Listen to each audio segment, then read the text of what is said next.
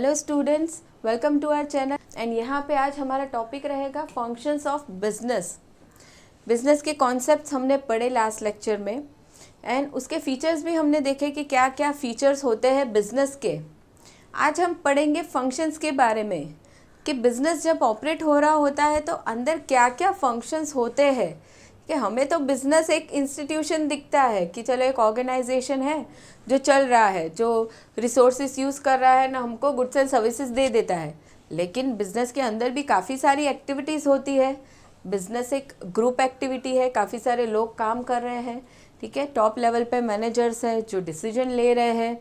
उसके बाद आते हैं मिडिल लेवल पे, तो मिडिल लेवल पे एम्प्लॉयज़ रहते हैं, मैनेजर होते हैं, डिविजनल मैनेजर्स होते हैं वहाँ पे, ठीक है। फिनेंस मैनेजर है, प्रोडक्शन है, परचेस मैनेजर है, मार्केटिंग मैनेजर है।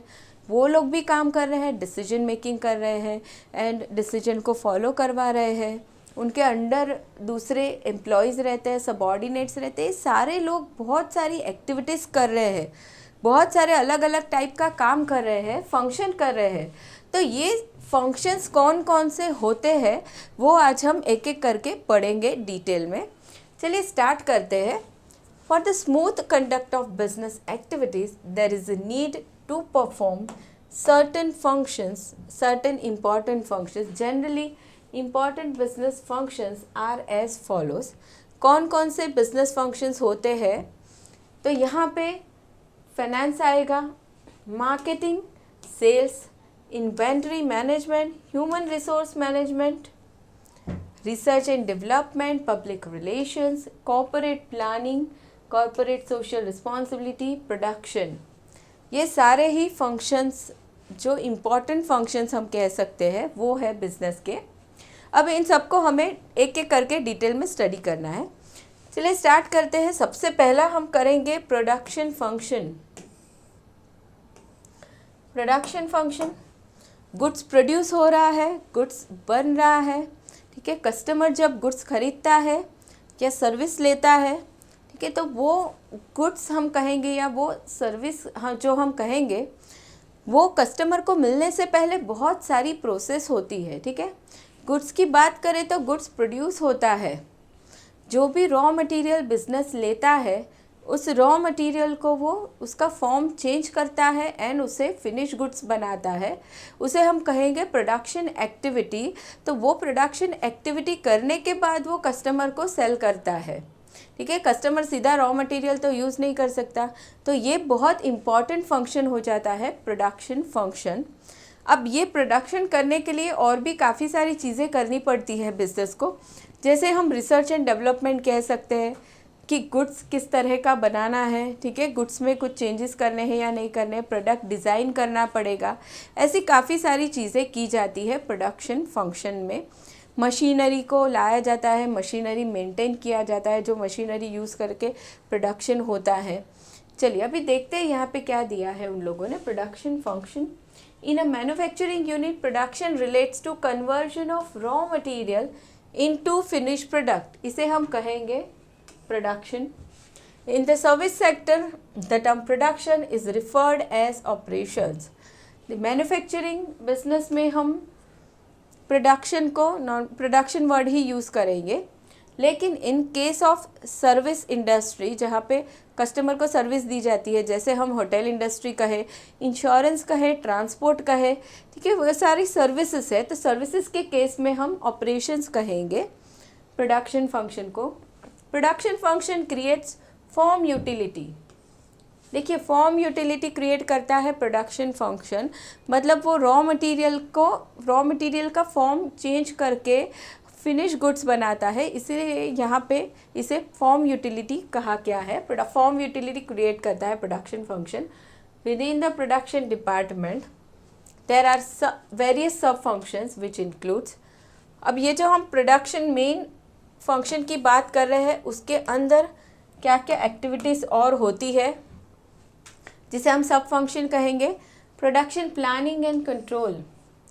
प्रोडक्शन प्लानिंग एंड कंट्रोल होता है कि चलो मान लो हम मंथली कहे या 6 मंथली या क्वार्टरली कहे तो कितना प्रोडक्शन हमें करना है, ठीक है, कहाँ पे हम स्टॉप कर देंगे, कहाँ पे प्रोडक्शन कंट्रोल करना है, तो वो सारी चीज़ें आएगी यहाँ पे क्वालिटी कंट्रोल, क्वालिटी प्रोडक्ट की हमेशा ही चेक की जाएगी।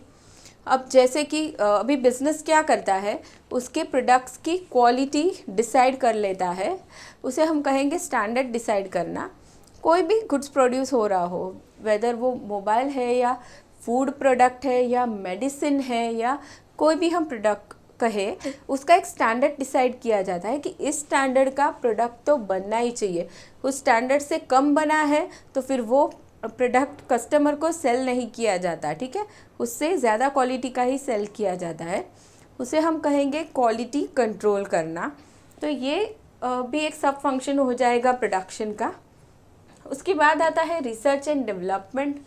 रिसर्च एंड डेवलपमेंट किया जाता है कि प्रोडक्ट में करना है या फिर प्रोडक्शन की कोई प्रोसेस में भी हो सकता है कि हम जो प्रोसेस यूज़ कर रहे हैं प्रोडक्शन के लिए, मान लो उसमें कोई चेंजेस लाने हैं, या फिर हम कहेंगे कि हम कोई मशीनरी यूज़ कर रहे हैं वहाँ पे चेंजेस लाने हैं। इन सारी चीज़ों को रिसर्च एंड डेवलपमेंट में लाया जाएगा।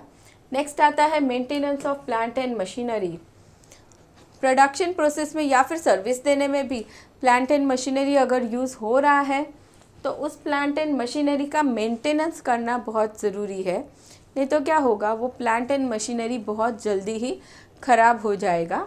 तो ये चीज़ें आएगी प्रोडक्शन के अंदर। ये हो गया हमारा सबसे फर्स्ट फंक्शन। नेक्स्ट हम देखेंगे इन्वेंट्री मैनेजमेंट। चलिए, अभी इन्वेंट्री का मतलब हो जाएगा स्टॉक। बिजनेस में इन्वेंट्री रॉ मटेरियल की भी होगी, फिनिश गुड्स की भी हो सकती है, कोई इक्विपमेंट्स की भी हो सकती है, स्पेयर पार्ट्स की भी हो सकती है। इन्वेंट्री बिजनेस में होना बहुत ज़रूरी है क्योंकि अभी हम प्रोडक्शन कर रहे हैं और अभी के अभी हम रॉ मटेरियल लेने जाएंगे, वैसा तो पॉसिबल है नहीं। हम रॉ मटेरियल लाके स्टोर करके ही रखेंगे हमेशा, तो इन्वेंट्री तो रहेगा बिजनेस में। फिनिश प्रोडक्ट की अगर हम बात करते हैं तो फिनिश प्रोडक्ट भी हम फ्यूचर सेल्स को एंटिसिपेट करके बना के रखते हैं प्रोडक्ट को, फिनिश प्रोडक्ट को, ठीक है। ऐसा नहीं होता है कि कस्टमर ने डिमांड किया तभी ही हम बनाने बैठेंगे, ऐसा नहीं होता है। तो फिनिश प्रोडक्ट की भी इन्वेंट्री होती है बिजनेस के अंदर। अभी ये जो इन्वेंट्री है उसे मैनेज करना बहुत ज़रूरी है। मैनेज करना मतलब उसका जो प्रॉपर लेवल है इन्वेंट्री का वो मेंटेन करना बहुत ज़रूरी है, क्योंकि क्या होगा, हमने ज़रूरी है उससे ज़्यादा लेवल का इन्वेंट्री रखा है बिजनेस में, तो एक तो उसे संभालने का टेंशन, ठीक है, कि वो डैमेज ना हो जाए, ख़राब ना हो जाए, उतनी स्पेस रिक्वायर्ड होगी। एंड दूसरा क्या होगा, पैसे भी उतने ब्लॉक हो जाएंगे क्योंकि हमने एक्स्ट्रा रॉ मटेरियल ला के रखा है या एक्स्ट्रा फिनिश गुड्स हमने बना के रखा है, ठीक है। तो ओवर इन्वेंट्री नहीं होना चाहिए या फिर अंडर इन्वेंट्री भी नहीं होना चाहिए। अब ज़रूरत है उससे भी हम कम रॉ मटेरियल ला के रखेंगे तो क्या होगा, प्रोडक्शन में डिस्टर्बेंस आएगा, बार बार हमें रॉ मटेरियल लेने जाना पड़ेगा, बार बार ट्रांसपोर्टेशन कॉस्ट होगी, वो एक्सपेंस बढ़ जाएगा, प्लस प्रोडक्शन भी अटक जाएगा, एम्प्लॉय बैठे रहेंगे वैसे ही क्योंकि रॉ मटेरियल अवेलेबल नहीं है। वैसे ही फिनिश प्रोडक्ट भी अगर हम कम इन्वेंट्री रखते हैं तो क्या होगा, डिमांड सामने आ रही है प्रोडक्ट की तो हम डिमांड फुलफ़िल नहीं कर पाएंगे क्योंकि हमारे पास तो कम इन्वेंट्री है, ठीक है। तो ये चीज़ें ध्यान में रखनी है। इन्वेंट्री का जो एक्यूरेट लेवल है, प्रॉपर लेवल है, वो हमें मैनेज करना है बिजनेस के अंदर। चलिए, now inventory management refers to management of inventory such as finish goods, semi finish goods, raw material, parts and other items of inventory. Proper inventory of materials must be maintain, over inventory and under inventory to be avoided. दोनों ही चीज़ें avoid करना है, over and under. Over inventory is to be avoided for it blocks working capital. ज़्यादा inventory होगी तो हमारा working capital उसमें अटक जाएगा। Under inventory blocks production cycle and consequently affects delivery of goods in the market। Under inventory होगी तो क्या होगा, मार्केट में प्रोडक्ट की डिलीवरी अफेक्ट हो जाती है। Now inventory management involves following activities. अब इन्वेंट्री मैनेजमेंट में क्या क्या एक्टिविटी होती है, मटेरियल प्लानिंग, जैसे वहाँ पे प्रोडक्शन का प्लानिंग हो रहा था, यहाँ पे मटेरियल का होगा, कितना मटेरियल रिक्वायर्ड है, कितना हमें ख़रीदना है, ठीक है, कितना हम नहीं लेंगे, जब ज़रूरत होगी तभी ही लाएंगे, फिनिश स्टॉक हम कितना मेंटेन रखेंगे, तो वो सारी प्लानिंग होगी यहाँ पे। Purchasing of material and other inputs, store keeping, stock जो हम इन्वेंट्री जो हम संभाल के रखते हैं, स्टोर कीपिंग, वहाँ पे जो भी चीज़ें की जाती है उसका इंश्योरेंस लिया जाता है, प्रॉपर पैकिंग की जाती है, सेफ्टी मेजर्स लिए जाते हैं, वो सारी चीज़ें यहाँ आएगी। Issuing of material and other inputs, material and other inputs को इशू करना टू प्रोडक्शन डिपार्टमेंट, जब जब रिक्वायरमेंट हो उसे इशू करना। Next is monitoring inventory of items, inventory item को हमेशा चेक करते रहना कि चलो वो ख़राब ना हो जाए, या तो फिर जब उसकी रिक्वायरमेंट हो उसे तुरंत ही ऑर्डर कर दिया जाए। तो ये सारी चीज़ें आएगी मॉनिटरिंग ऑफ इन्वेंट्री आइटम्स के अंदर। नेक्स्ट है marketing function, third. Marketing function की हम बात करेंगे वहाँ पे, अब कोई भी गुड्स या सर्विस हमने बनाया हो तो उसे मार्केटिंग करना बहुत ज़रूरी है। मार्केटिंग का मतलब हो जाएगा कस्टमर तक उसकी इन्फॉर्मेशन पहुंचाना बहुत ज़रूरी है कि हमारा प्रोडक्ट या सर्विस किस तरह का है, क्या क्या क्वालिटीज़ है उसमें, किस प्राइस पे हम दे रहे हैं, ठीक है, क्या क्या ऑफ़र्स हम प्रोवाइड कर रहे हैं। तो ये सारी ही चीज़ों को हम कहेंगे मार्केटिंग करना। तो अब मार्केटिंग फंक्शन में क्या क्या आएगा हम पढ़ते हैं। The success and survival of a business is largely influenced by the activities of marketing department. देखिए, हमने प्रोडक्शन बहुत अच्छा किया, इन्वेंट्री भी बहुत सही से मेंटेन किया, सारी चीज़ें हम बराबर कर रहे हैं, फाइनेंस भी हम बराबर लाए, लेकिन अगर हम मार्केटिंग बराबर नहीं कर पा रहे हैं, मार्केटिंग में हम गड़बड़ कर रहे हैं, तो फिर हो सकता है कि हम लॉस कर दें, ठीक है, क्योंकि मार्केटिंग पे ही डिपेंड करेगा हमारा profit. Marketing is concern with identification and satisfaction of customer requirements. Marketing involve several activities such as, marketing में क्या क्या चीज़ें आने वाली है। मार्केटिंग में सबसे पहला आएगा marketing research, which includes customer research, dealer research etcetera. यहाँ पे क्या किया जाएगा, मार्केटिंग रिसर्च में कस्टमर का रिव्यू या कस्टमर का फीडबैक लिया जाएगा कि उन्हें किस तरह का प्रोडक्ट या सर्विसेज रिक्वायर्ड है, एंड डीलर का भी रिव्यू लिया जाएगा। डीलर के थ्रू अगर हम प्रोडक्ट सेल कर रहे हैं तो डीलर के हम ओपिनियन लेंगे, क्योंकि डीलर कस्टमर से डायरेक्टली बात कर रहा है, कस्टमर को डायरेक्टली सेल कर रहा है, इसलिए उसे पता रहेगा कि कस्टमर रिक्वायरमेंट क्या है। तो हम डीलर की भी रिव्यू लेंगे, कस्टमर के भी लेंगे। Next is pricing of product. Product का प्राइसिंग हम यहाँ पे देखेंगे कि प्राइसिंग हमें कैसे रखना है, ठीक है। उस प्राइसिंग करते टाइम हम हमारी कॉस्ट देखेंगे कि किस कॉस्ट पे हमने प्रोडक्ट बनाया है, कॉम्पिटिटर उसी प्रोडक्ट को किस प्राइस पे बेच रहा है, कस्टमर क्या प्राइस पे करने के लिए रेडी है, प्लस टैक्सेस क्या लग रहे हैं गवर्नमेंट की तरफ से। सारी चीज़ें ध्यान में रख के हम प्रोडक्ट का प्राइसिंग करेंगे। Pricing of product by considering certain factors such as cost, competition, customers' nature, conditions prevailing in the market, corporate image, etc. ये सारी ही चीज़ें हम ध्यान रखेंगे at the time of pricing of the product. Next one is promotion mix. देखिए, promotion mix में हम क्या करेंगे, which includes publicity, advertising, sales promotion et cetera. ये सारी चीज़ें यहाँ पे की जाएगी। हम हमारे प्रोडक्ट या सर्विसेज के लिए पब्लिसिटी करवाएंगे, एडवर्टाइजिंग करेंगे। एडवर्टाइजिंग में कौन से मोड्स यूज़ करने वो देखेंगे कि चलो न्यूज़पेपर में एडवर्टीज़मेंट देना है, टेलीविज़न पे देना है, इंटरनेट पे देना है। एंड दूसरा सेल्स प्रमोशन टेक्निक यूज़ करेंगे, जैसे हम हमारे सेल्स पर्सन को कमीशन देते हैं ज़्यादा सेल्स करने के लिए, तो वो हो जाता है सेल्स प्रमोशन टेक्निक। ये सारी ही चीज़ें हम देखेंगे under promotion mix. Next is product distribution. देखिए, प्रोडक्ट डिस्ट्रीब्यूट करना उसके अंदर आएगा which include selection of channel of distribution, transportation, maintaining dealer relationship etcetera. Customer को हम प्रोडक्ट सेल कर रहे हैं, कस्टमर का ऑर्डर आया है, हमें सेल करना है, तो उस कस्टमर तक हम प्रोडक्ट कैसे पहुंचाएंगे वो डिसाइड करना वो आएगा अंडर प्रोडक्ट डिस्ट्रीब्यूशन, कि हम कौन सा ट्रांसपोर्टेशन मोड सिलेक्ट करेंगे, या फिर मेंटेनिंग डीलर रिलेशनशिप, हम हमारे डीलर के साथ कैसे रिलेशनशिप मेंटेन करेंगे, कैसे टर्म्स एंड कंडीशंस हम वहाँ पे रखेंगे, वो आएगा अंडर प्रोडक्ट डिस्ट्रीब्यूशन। नेक्स्ट है product positioning, which aims at creating distinct image of the product brand in the minds of target customer vis-a-vis competing brands। देखिए कोई भी प्रोडक्ट हो, बहुत सारा कंपटीशन रहता है मार्केट में उस प्रोडक्ट के लिए, ठीक है। तो हमें क्या करना है, प्रोडक्ट पोजीशनिंग, हम क्या करेंगे, कस्टमर के माइंड में हमारे प्रोडक्ट के लिए कुछ एक अलग ही इमेज क्रिएट करेंगे, उसे हम कहेंगे प्रोडक्ट पोजीशनिंग, ठीक है। जैसे हम अमूल कंपनी की बात करें या फिर लक्स है, ठीक है, बहुत सालों से ये कंपनी टिकी हुई है मार्केट में, अच्छी क्वालिटी ऑफ गुड्स तो ये देते ही लेकिन इन्होंने क्या किया है, एक तरह का प्रोडक्ट पोजीशनिंग भी कर दिया है कस्टमर के माइंड में, जो कंपनी को क्या दिलाता है, हमेशा सक्सेस दिलाता है, प्रॉफिट दिलाता है, ठीक है। तो ये हो गया एक मार्केटिंग फंक्शन हम कहेंगे। Next is sales function.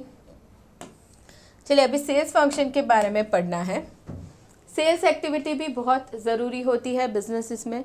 अभी in large firms the sales activities as are performed by the sales department. The sales department works in close coordination with the marketing department. Marketing department क्या कर रहा है, वो sales नहीं कर रहा है, वो कस्टमर तक गुड्स वो नहीं पहुंचा रहा है, वो सिर्फ मार्केटिंग एक्टिविटी कर रहा है, कस्टमर के बारे में रिसर्च कर रहा है, कस्टमर के माइंड में अच्छी इमेज क्रिएट कर रहा है प्रोडक्ट के लिए, ठीक है, एडवर्टाइजिंग कर रहा है, वो सारी चीज़ें वो कर रहा है। लेकिन जब सेल्स का ऑर्डर आएगा, कस्टमर ने प्रोडक्ट मांगा है, बाय किया है हमसे, फिर आगे का काम चालू होगा सेल्स डिपार्टमेंट का, कि उस कस्टमर तक वो प्रोडक्ट कैसे पहुंचाना है। Now the sales department is concern with the selling activities of the firm. It receives और books order from the dealer और कस्टमर। सबसे पहला काम वो करेगा, बुक्स ऑर्डर्स फ्रॉम डीलर्स और customers and then distributes the goods through the distribution channel. देखिए क्या करेगा, मान लो टीवी के बिजनेस है, टेलीविज़न सेल करने का बिजनेस है, रेफ्रिजरेटर का, वॉशिंग मशीन का, मोबाइल फ़ोन का, ठीक है, ये सारे बिजनेस है मान लो। तो क्या किया जाएगा, ऑर्डर बुक करेगी सेलिंग डिपार्टमेंट, क्या करेगा, ऑर्डर बुक करेगा फ्रॉम कस्टमर या तो फिर फ्रॉम डीलर। अगर हम डीलर के थ्रू गुड सेल कर रहे हैं तो ऑर्डर बुक किया जाएगा एंड फिर आगे का प्रोसेस किया जाएगा। The sales department may have to undertake follow-up of sales, especially in case of consumer durable और industrial goods। अभी देखिए कंज्यूमर ड्यूरेबल या इंडस्ट्रियल गुड्स है, उसके लिए कंपनी क्या करेगी, ऐसा नहीं है कि गुड सेल कर दिया, पैसे ले लिए तो बात ख़त्म हो गई।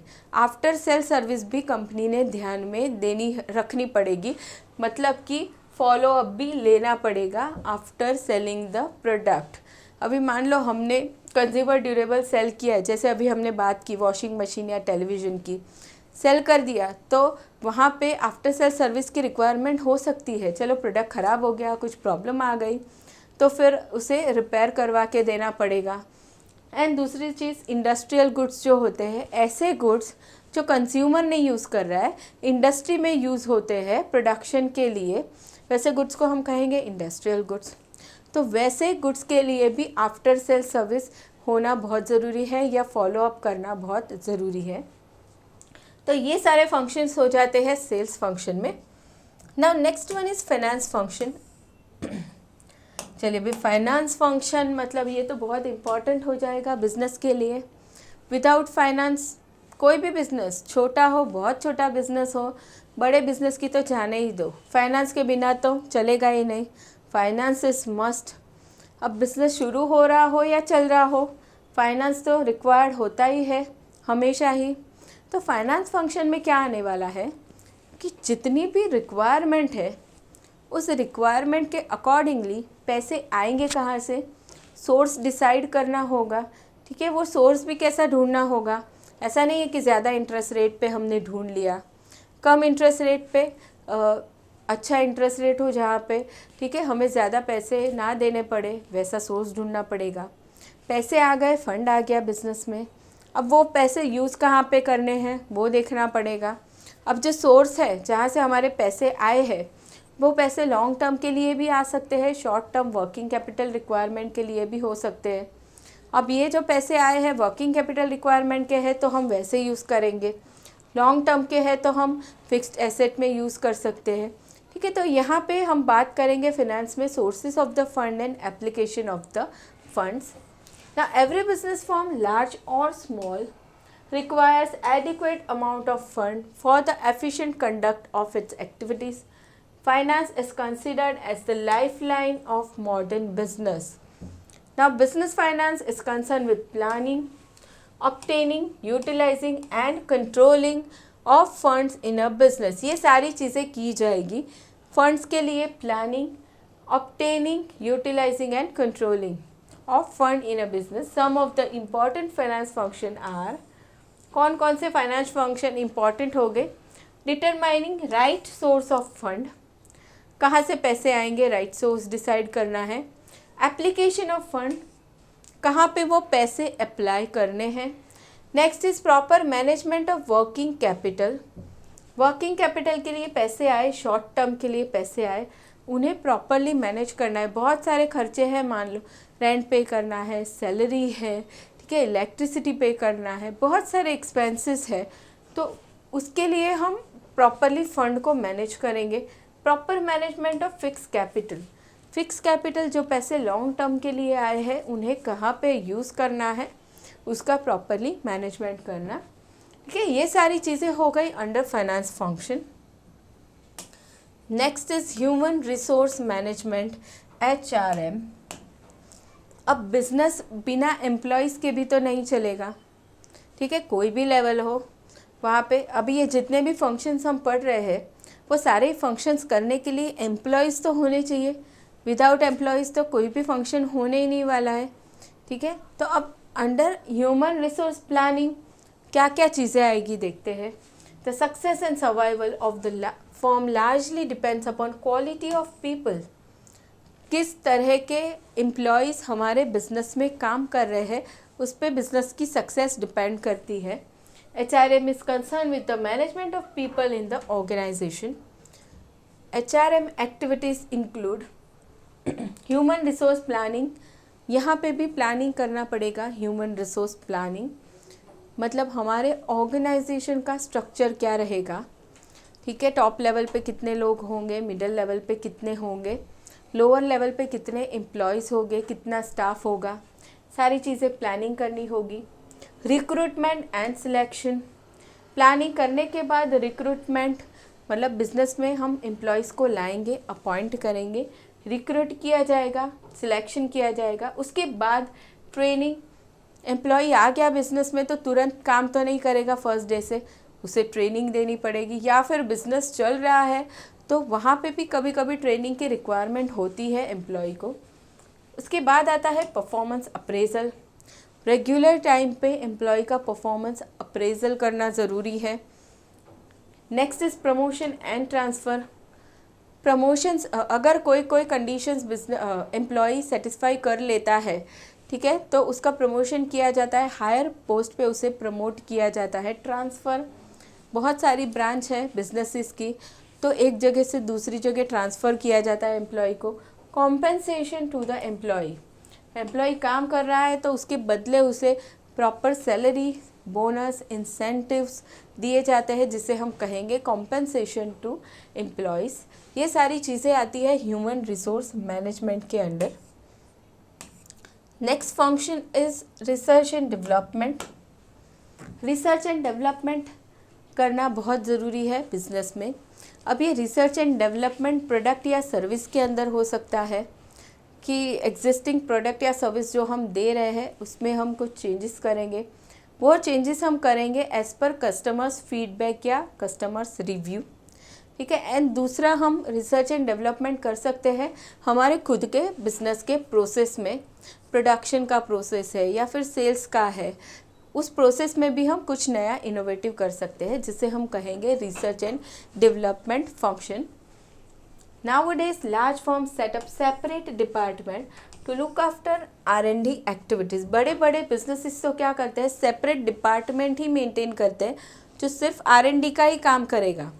R&D department plays an important role in product modification and product innovation. Product modification करना मतलब एग्जिस्टिंग प्रोडक्ट में चेंजेस करना, एंड प्रोडक्ट इनोवेशन करना मतलब नया प्रोडक्ट लाना। Nowadays, firms need to allocate good amount of money for R&D activity। सब R&D activity में पैसे फंड्स ज़्यादा रिक्वायर्ड होता है। At present in India, R&D expenditure is very negligible। अभी इंडिया में बहुत कम हम खर्चा करते हैं R&D पे। Even large firm in India allocate hardly 1% of their sales revenue towards R&D activities। देखिए बड़े बड़े बिजनेसेस भी सिर्फ 1% ऑफ सेल्स इतना ही एलोकेट करते हैं R&D के लिए। अब firms especially from developed countries spend a good amount on R&D। For instance in 2020 the leading R&D spender in the world is Amazon with over $43 billion. Develop country में काफ़ी सारा खर्चा किया जाता है R&D के ऊपर, प्रोडक्ट में कुछ ना कुछ इनोवेशन लाने के लिए। अपनी कंट्री में थोड़ा कम हो रहा है अभी, जो धीरे धीरे इम्प्रूव हो सकता है। नाउ नेक्स्ट आगे देखते हैं 8th function, public relations.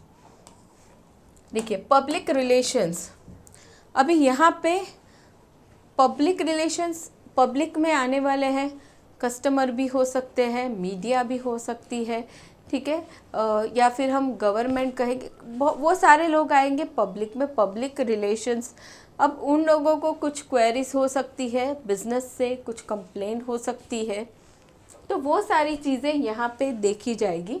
Now there is need to maintain good public relations with the various sections of the public। Therefore, it makes good sense to maintain separate department to look after public relations, especially in large firm। छोटे firm की हम बात करें तो वहाँ पे ऐसे अलग डिपार्टमेंट रखना बहुत डिफ़िकल्ट है। R&D का हम रखेंगे, पब्लिक रिलेशन का वहाँ पे पॉसिबल नहीं है। ये सारी चीज़ें कहाँ होंगी, लार्ज बिजनेसेस में होंगी, सेपरेट डिपार्टमेंट रखा जाएगा। अब यहाँ पे हम बात कर रहे हैं पब्लिक रिलेशन डिपार्टमेंट की।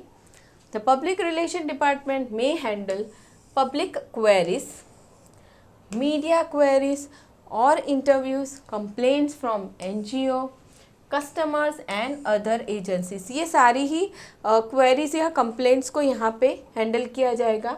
It is the work of public relation department to manage corporate image of the firm and to develop good relation with various sections of the public। अगर ये सारी ही queries या complaints जो है properly handle किया जाए तो कंपनी की इमेज बराबर से मेंटेन होती है मार्केट में। अगर बिजनेस ये सारी कंप्लेंट अच्छे से सॉल्व नहीं करता तो क्या होगा, फिर मार्केट इमेज डाउन हो जाती है कंपनी की, ठीक है। क्या होगा, कंप्लेंट सॉल्व नहीं हुई, जो भी सामने वाली पार्टी है वो अनसेटिस्फाइड हो जाएगी एंड मार्केट में धीरे धीरे इमेज बिजनेस की डाउन हो जाती है। तो ये डिपार्टमेंट होना बहुत ज़रूरी है बिजनेस के अंदर, public relations. Next one is corporate planning. Corporate planning, business क्या करेगा, फ्यूचर के लिए प्लानिंग तो करेगा, कुछ ऑब्जेक्टिव सेट करेगा, कुछ गोल सेट करेगा कि उसे क्या अचीव करना है फ्यूचर में, एंड उसे अचीव करने के लिए कुछ स्ट्रेटजीज़ वो बनाएगा, कुछ प्लानिंग वो करेगा, ठीक है। वो सारी चीज़ें आएगी under corporate planning. Now business firms undertake corporate planning function. Large MNCs have a separate department which looks after corporate planning activities। The corporate planning activities include analysis of internal and external environment. सबसे पहले planning करने से सबसे पहले यहाँ check किया जाएगा internal and external environment को। इंटरनल एनवायरनमेंट स्टडी करके हमें पता चलेगा, इंटरनल मतलब बिजनेस के अंदर की जो चीज़ें हैं, जैसे हमारे पास एम्प्लॉयज़ कैसे है, टेक्नोलॉजी कैसा है, मशीनरी कैसा है, वो सारी चीज़ें हम स्टडी करेंगे तो हमें पता चलेगा हमारी स्ट्रेंथ क्या है एंड हमारी वीकनेस क्या है। एक्सटर्नल एनवायरनमेंट, बिजनेस के बाहर की चीज़ें जब हम स्टडी करेंगे जैसे कि गवर्नमेंट पॉलिसीज़ क्या क्या चल रही है, कंपटीशन कैसा है, सोसाइटी कैसी है जहाँ पे हम बिज़नेस कर रहे हैं, वो सारी चीज़ें हम स्टडी करेंगे तो हमें पता चलेगा हमारे पास क्या क्या अपॉर्चुनिटीज़ है एंड क्या क्या थ्रेट्स है। ठीक है, तो analysis of internal and external environment किया जाएगा सबसे पहला। उसके बाद आएगा सेटिंग ऑफ कॉर्पोरेट ऑब्जेक्टिव्स। उसके बाद हम हमारा ऑब्जेक्टिव सेट करेंगे कि ऑब्जेक्टिव्स जैसे मान लो हमें particular level of market share achieve करना है या फिर हमें कोई नया प्रोडक्ट डेवलप करना है, ये सारे हमारे ऑब्जेक्टिव हो जाएंगे। फ्रेमिंग कॉर्पोरेट स्ट्रैटेजी, इन ऑब्जेक्टिव को अचीव करने के लिए हम स्ट्रैटेजी बनाएंगे। Assisting manager in implementation of strategy, अब क्या हो जाएगा, स्ट्रैटेजी टॉप लेवल मैनेजर बनाएंगे एंड उसके बाद वो असिस्टेंट जो मैनेजर रहेंगे लोअर लेवल पे, उन्हें वो हेल्प करेंगे उस स्ट्रैटेजी को इम्प्लीमेंट करने के लिए। Next is review of strategy. Strategy implement तो हो गई, अब उसके बाद रिव्यू तो करना पड़ेगा बराबर से इम्प्लीमेंट हुई या नहीं हुई, हमने सक्सेस अचीव की उसमें या फेलर अचीव किया। ठीक है, वो चीज़ें करेंगे, उसे हम रिव्यू कहेंगे। ये सारी चीज़ें आएंगी under corporate planning function. Now next is corporate social responsibility. चलिए, corporate social responsibility, social responsibility हमें पता है कि बिजनेस की अलग अलग स्टेक होल्डर्स की तरफ रिस्पॉन्सिबिलिटीज़ बनती है। ठीक है, एम्प्लॉयज़ है, कस्टमर्स है, गवर्नमेंट है, शेयर होल्डर्स है, इन सारे लोगों की तरफ बिजनेस की रिस्पॉन्सिबिलिटीज़ बनती है कुछ, जिसे हम कहेंगे सोशल रिस्पॉन्सिबिलिटी। अब जब कॉर्पोरेट सोशल रिस्पॉन्सिबिलिटी की हम बात करेंगे तो कुछ गवर्नमेंट ने कुछ ऐसी कंडीशंस दी है, अगर वो कंडीशंस फुलफ़िल होती है, कोई कंपनी वो कंडीशंस फुलफ़िल करती है, तो फिर उस कंपनी को क्या करना पड़ेगा, उसे कुछ रिस्पॉन्सिबिलिटीज़ फुलफ़िल करनी पड़ेगी। अब वो कंडीशंस क्या है एंड वो रिस्पॉन्सिबिलिटीज़ क्या है वो हम पढ़ते हैं। Now CSR is a management concept whereby companies integrate social and environmental concern in their business operations।